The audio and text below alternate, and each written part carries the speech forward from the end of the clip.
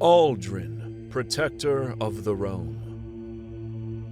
As the first crack of dawn embraced the newborn realm of Gilneas, many stories and songs were made to honor the noble Garalon. He that through blood and fire had won the freedom of the lands of his birth.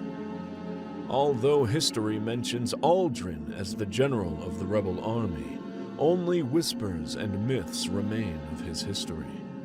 It is believed that Aldrin was one of the unlucky children abandoned in the Ravenswood as tribute paid to the mysterious spirit known as the Wolf Serpent.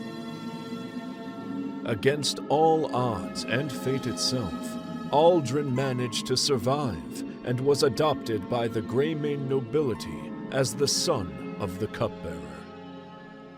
Betrayed by his own nature, Aldrin would not have been able to take over his adoptive father's task.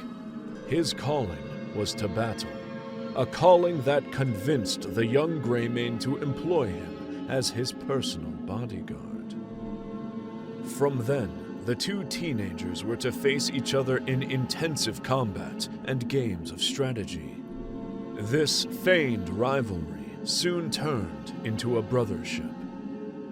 On the day that Garalon walked the steps towards the leadership of his lands, he named Aldrin his knight, and later had him become the general of the rebel army that was to defeat the great empire of Arathor.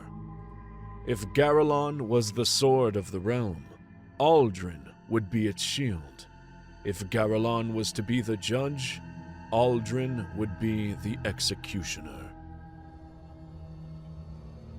Their friendship grew over the years, and when Garalon forged the mighty kingdom of Gilneas, Aldrin was named Lord of Ravenshire and rightful ruler of the Ravenwood Keep.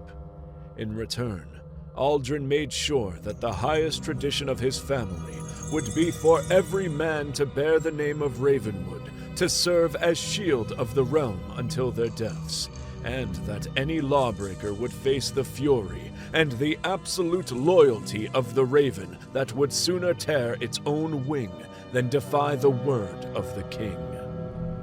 On the day the last embers of life left Garalon's body, Aldrin became tutor and mentor to the young heir. Not only did he make sure that the new king was ready to take over the legacy of his father, but by the edge of his blade, he vowed his very flesh and blood forever unto the service of the Greymane dynasty. This bond between Ravenwood and Greymane was thus sealed by the course of history. A Greymane will always stand atop the throne of Gilneas, and a Ravenwood would always be at their side.